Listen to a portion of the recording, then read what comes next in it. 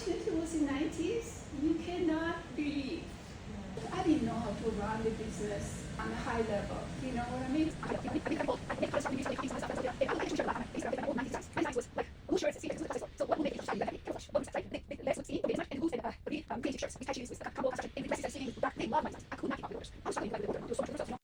And you don't make much money when you're making it yourself. I was working so hard. I didn't think of me as a fashion brand. I was thinking of me somebody that hard labor, don't have time for anything, you know what I mean? Oh my God. And that's what my struggle was. I want to figure out how to work smart and don't work so hard. But also do what I love, be creative, because I have so many ideas and I have proof of record that everything I make is like sells, you know. So when I graduated and I went to work as a pattern maker, first job was my pattern maker in fashion industry. And that's when I learned most of the things I learned, you know, because I was really struggling. One time I was like, seriously, it was 10 p.m. and I couldn't figure out how to build these pants, and I was like got dizzy and I got nosebleeds.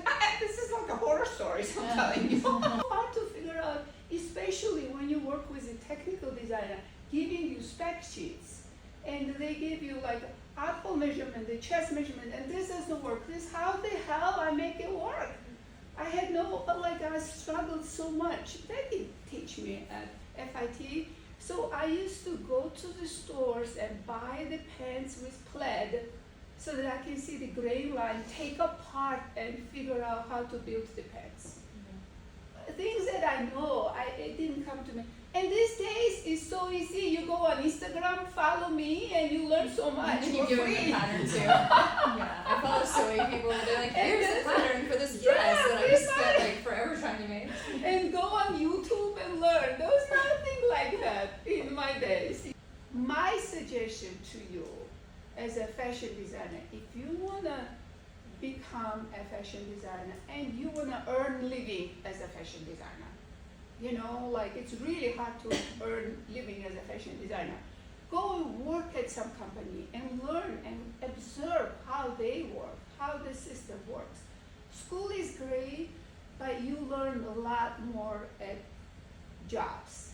And don't work for a small brand, like, sorry, you can work for us, yeah, of course. Yeah, totally. But what happens is like when you are in a large company, those companies is the ones that actually profitable. It's very hard to be profitable in a small fashion business.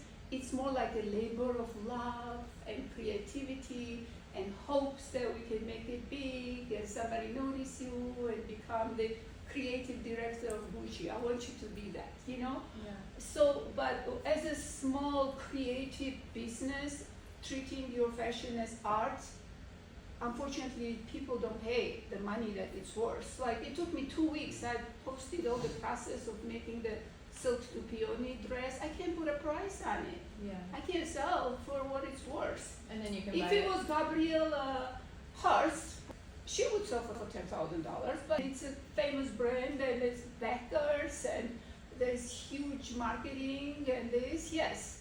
You know, I just documented a silk du peony dress that I was making at home.